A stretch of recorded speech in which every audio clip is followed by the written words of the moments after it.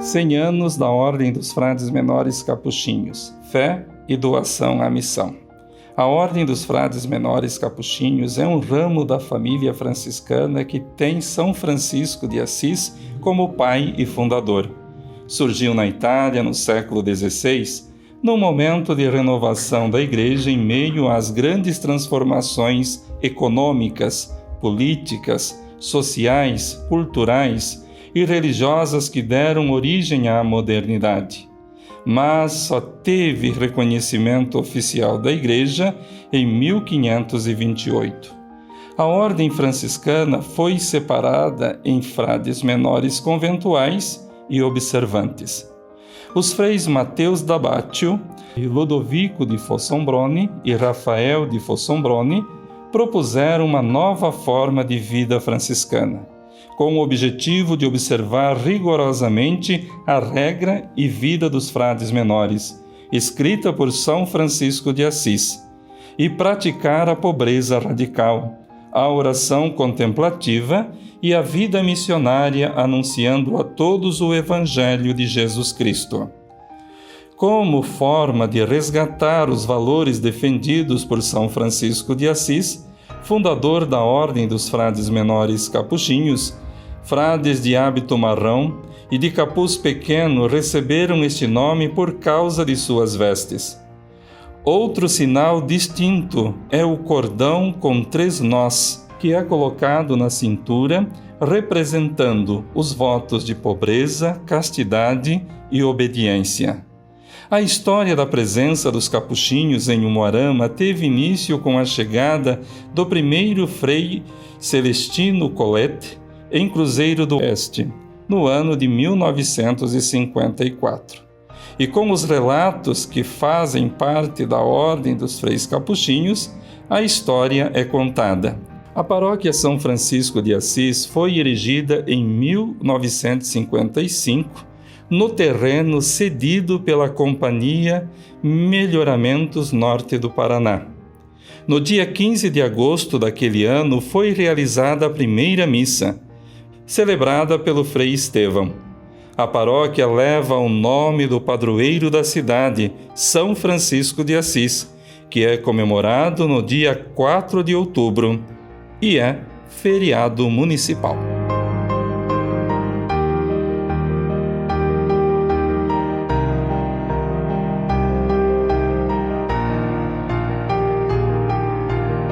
Gostaria nessa pequena entrevista dar umas informações que talvez podem interessar sobre o centenário dos Capuchinhos do Paraná e Santa Catarina.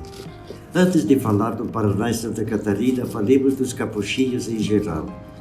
Quero lembrar que a Ordem Capuchinha nasce de uma experiência de sofrimento do povo italiano no lugar chamado Camerino, onde os freis atuam no cuidado dos empesteados da época. E esses freis querem viver radicalmente a ordem franciscana, o carisma franciscano, no sentido de vida fraterna, vida de oração, uma vida mais retirada nos pequenos conventos e uma vida de pobreza bastante austera. Ele queria viver o Evangelho e teve a inspiração de Deus, a moção de Deus para mudar de vida. Ele pertencia a uma classe rica de muitos bens de Assis, mas ele foi arrebatado pelo próprio Senhor para um estilo de vida e uma missão diferente. Ele queria viver o Evangelho, mas seguir o Cristo pobre, humilde e crucificado. No início chamava Ordem dos Penitentes de Assis, ou um grupo de penitentes. Depois ficou Francisco mesmo quis que chamasse Ordem dos Frades Menores. Frade significa irmão. Então ele queria que a fraternidade que nasceu da sua inspiração, após sua conversão, fosse de fato não uma ordem grande de autoridades, de hierarquia, de abades vitalícios, mas sempre fossem fraternidades formadas por irmãos, todos absolutamente iguais. E menores, ele tirou exatamente do Evangelho. Quem quiser ser grande, seja pequeno, quer ser o maior, faça-se o menor de todos. Inspirado no Evangelho, quis que, de fato, seus seguidores os que entrassem desta ordem que nasceu a partir da experiência dele fossem menores na igreja, sem cargos, sem autoridades importantes, que fossem de fato freis simples, humildes, vivendo uma experiência de profunda fraternidade entre eles e sempre a serviço da igreja.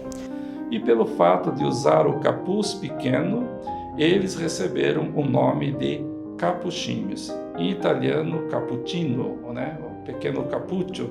E com isso, eles então vão criando popularidade e vão crescendo, vivendo o jeito de Francisco de Assis do século XVI para cá. E com o tempo, a ordem ela vai crescendo, vai dando seus passos, ela vai dando uma contribuição muito bonita para a igreja na evangelização, no trabalho missionário. E desse trabalho missionário eles foram se expandindo a partir do final do século XVIII, início do século XIX. Eles então eram enviados para o mundo através da Santa Sé para anunciar o Evangelho aonde ainda a igreja não estava. Quando nós entramos nesse período histórico, nós vamos ter a chegada desses freis capuchinhos no Brasil no século XVII. Em 1612, chegam os capuchinhos lá no Maranhão, no nordeste do Brasil. Mas, vindo para a nossa realidade do Paraná e Santa Catarina, e especificamente no estado do Paraná, o primeiro capuchinho, o primeiro grupo que foi liderado por este frei é o frei Timóteo de Castelnovo, que veio para a região de Jataizinho para cuidar dos índios, um aldeamento de índios desta região. Mas depois, quando ele morreu e terminou essa missão, ficou um período curto sem capuchinhos no estado do Paraná. Foi aí então que a população do Paraná começou a crescer. O desbravamento do norte pioneiro do Paraná, na região de Jacarezinho, Santo Antônio da Platina, Siqueira Campos, Jaguariaíva, e precisava de missionários para cuidar desta população que não tinham atendimento. Aí então o bispo de Curitiba achou que devia procurar na Europa uma ordem religiosa estável, não missionários avulsos, mas alguém que viesse para ficar e continuar aqui. E falou com o padre Geraldo em Roma, o qual enviou a Veneza.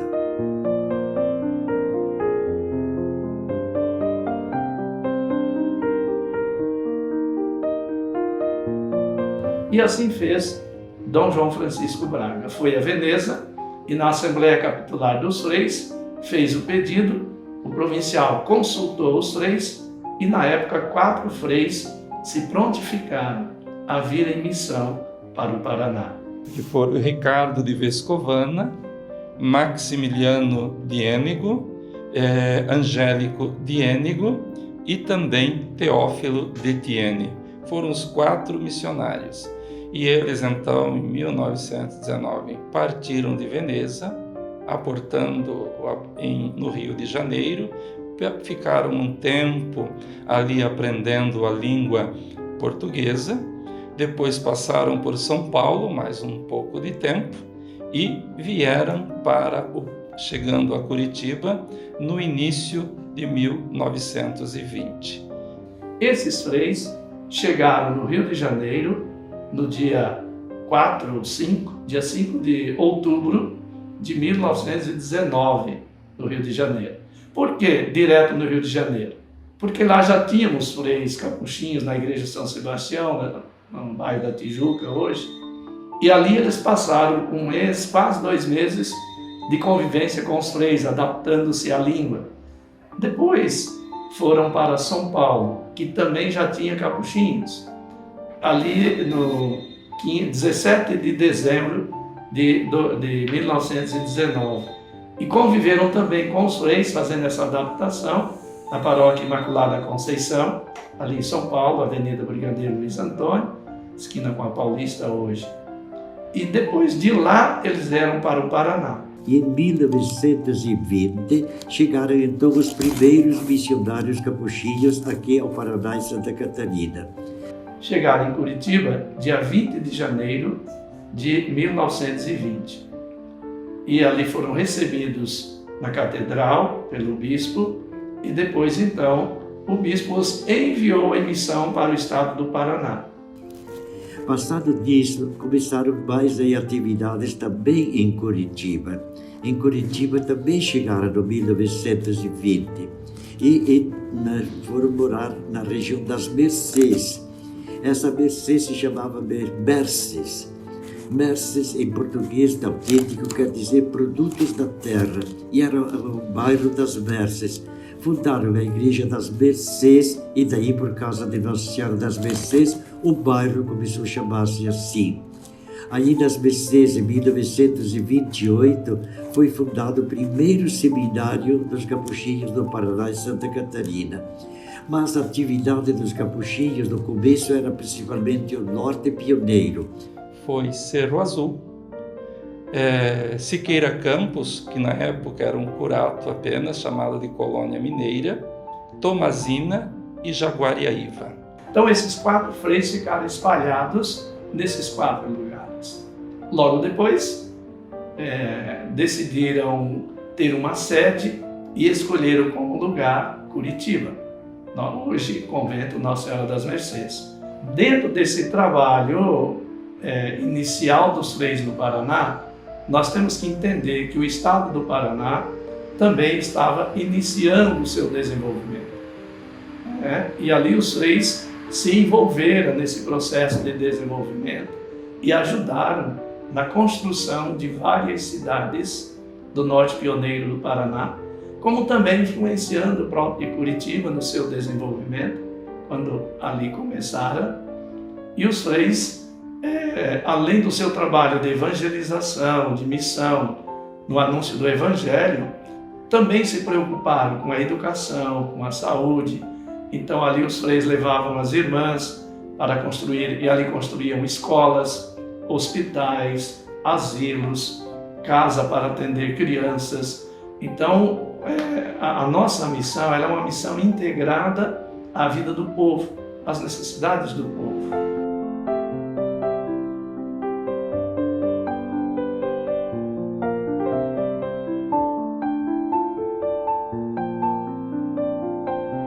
Daí em diante, a ordem desenvolveu-se bem. Anos mais tarde, passaram também a Santa Catarina, principalmente pela região do Vale do Rio do Peixe, Rio Capinzal. Aí, onde havia uma igreja pequena, foi construída uma colossal igreja em honra de São Paulo Apóstolo. Depois disso, os capuchinhos se estenderam mais também para o lado litoral e até chegar em Joinville, ficaram pouquíssimo tempo, em Florianópolis, onde teve a Igreja da Santíssima Trindade. E aí foi se crescendo, foram abrindo mais espaços do trabalho missionários em outras regiões também do estado do Paraná. E aqui os capuchinhos são presentes há muitos anos. A primeira missa já foi, inclusive, bem divulgada em 1955, Frei Estevam, que a celebrou. Justamente nesse lugar onde estamos hoje, esquina da Avenida Maringá com a Rua Cambé, ali se celebrou a primeira missa, se implantou o cruzeiro da missão e depois, então, já em 56, se construiu a primeira igreja de madeira chamada São Francisco. Essa igrejinha lentamente começou a crescer com uma população muito grande, até que foi criada a paróquia de São Francisco de Assis, aqui em Umuarama. Acho que vem bem de encontro do que é a cidade de Umuarama, né? Local onde os amigos se encontram, o local da fraternidade. Então, começar com a celebração da missa é algo muito significativo. Quer dizer, começou com a celebração eucarística. Em 1961 que vai ser criada e também vai ser dada a posse do primeiro pároco aqui na cidade da paróquia São Francisco de Assis, em Umuarama, aqui a nossa cidade de Umuarama.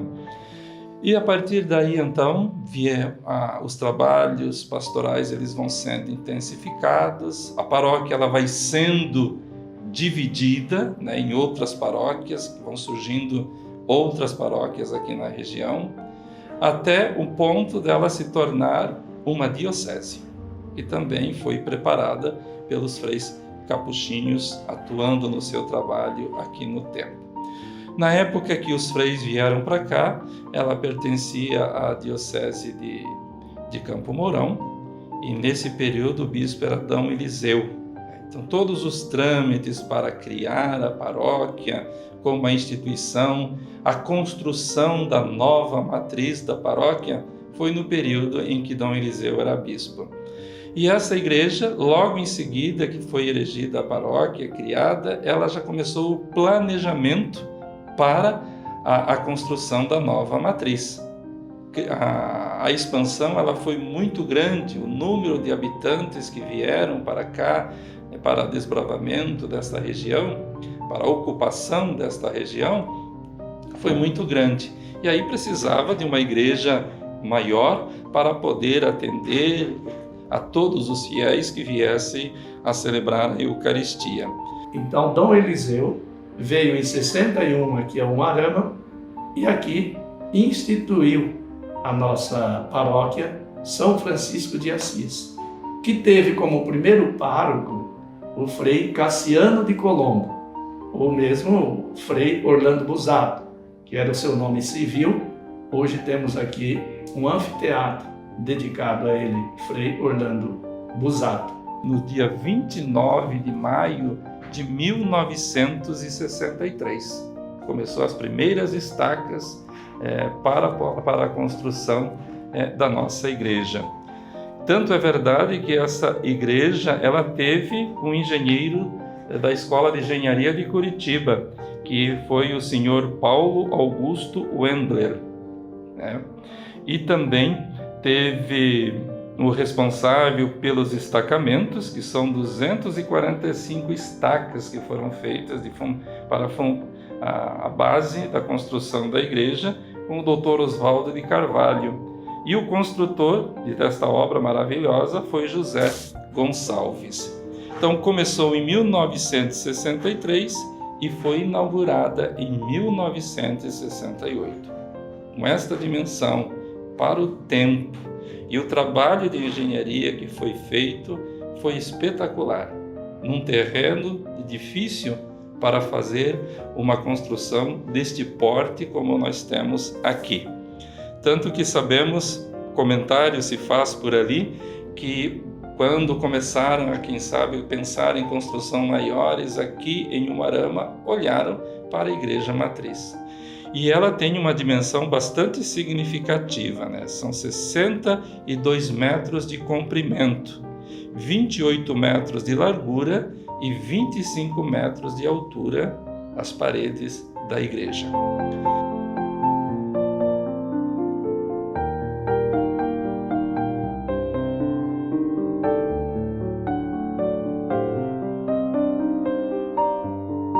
E logo depois, ainda na década de 60, os freis trouxeram para Umuarama as irmãs aqui do Colégio São José, né? Irmãs Congregação da Imaculada Coração de Maria, e aí iniciou também todo o projeto de educação, aqui acompanhado com os freis e as irmãs dessa cidade.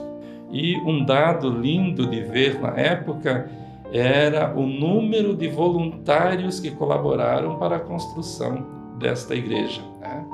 Então eles tinham equipes que vinham prestar serviço durante a semana, e eles se organizavam para poder ajudar na construção e nos trabalhos aqui da nossa Igreja Matriz. Então, com isso, vemos e temos que agradecer muito o trabalho desses homens e mulheres na história que colaboraram para a formação da Paróquia São Francisco de Assis, juntamente com os freis capuchinhos, né?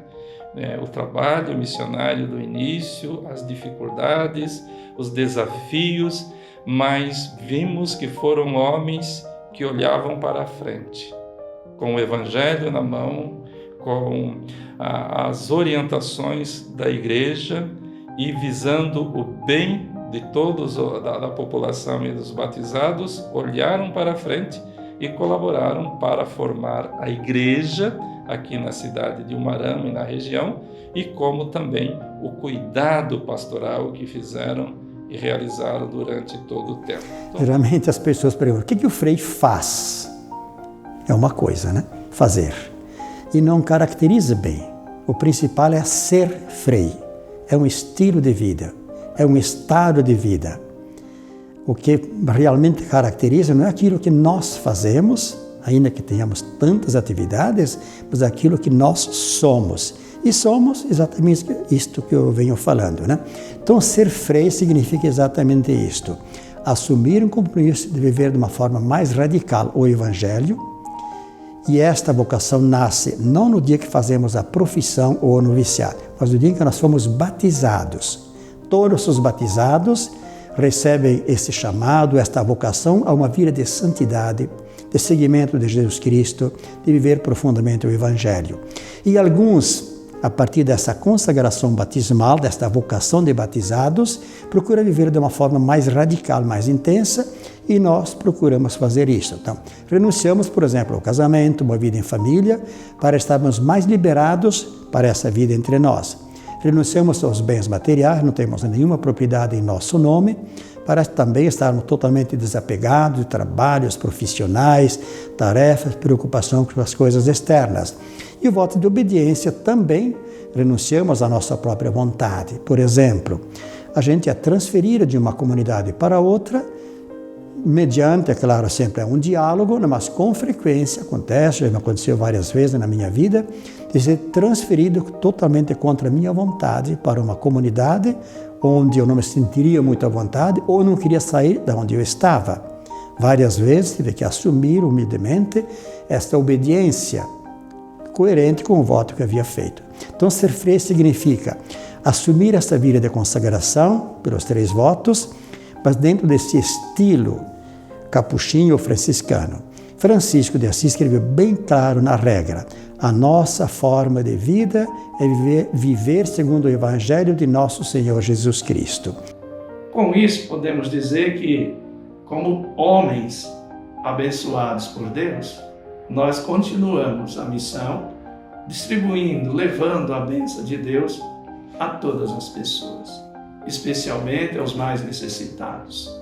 Que os pobres sempre encontrem um lugar junto aos freis capuchinhos. Que os freis capuchinhos jamais desamparem um pobre. Essa é a grande mensagem que nós podemos deixar para o povo de Umuarama, dizer que crescemos com vocês, somos gratos por tudo que aprendemos. Então nós estamos usufruindo muito do trabalho, da abnegação, da doação dos nossos freis e também de um exército imenso de lideranças que colaboraram para que a nossa paróquia ela seja o que é hoje e os frutos que ela tem produzido na história e também está produzindo no momento. Mas também sabemos e temos ciência da nossa responsabilidade, o quanto influenciamos no desenvolvimento e no trabalho deste povo umuaramense. Que Deus abençoe, que Deus ilumine cada um e cada uma.